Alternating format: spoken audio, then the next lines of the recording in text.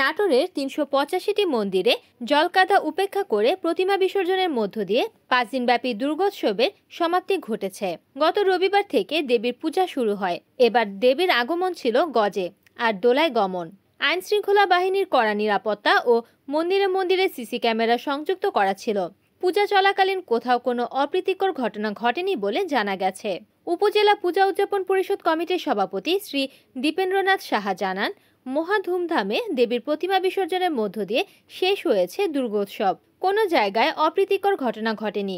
আইন শৃঙ্খলা বাহিনীর সদস্যদের প্রতি কৃতজ্ঞতা প্রকাশ করেন তিনি। এ বিষয়ে উপজেলা নির্বাহী অফিসার মোহাম্মদ মেহেদী হাসান বলেন, প্রতিটি মন্দিরের নিরাপত্তা নিশ্চিত করা হয়েছিল।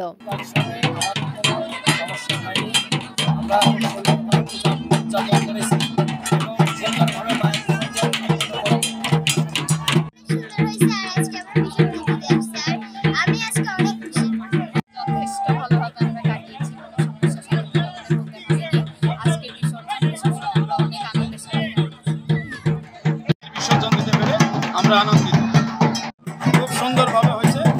ষষ্ঠী, সপ্তমী, অষ্টমী, নবমী, আজকে দশমী খুব আনন্দের সহিত আমাদের পূজা পার্বণ সুন্দরভাবে পরিচালনা হয়েছে এবং কোনো সমস্যা হয় না।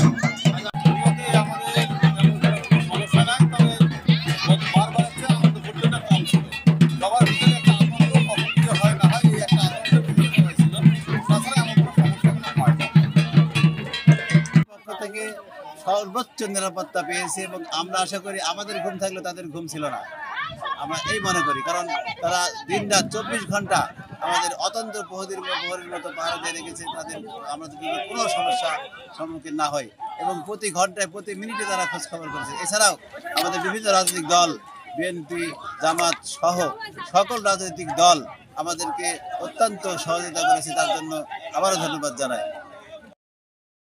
রিপোর্ট করেছেন নাটোর প্রতিনিধি এজেড সুজন, NN টিভি।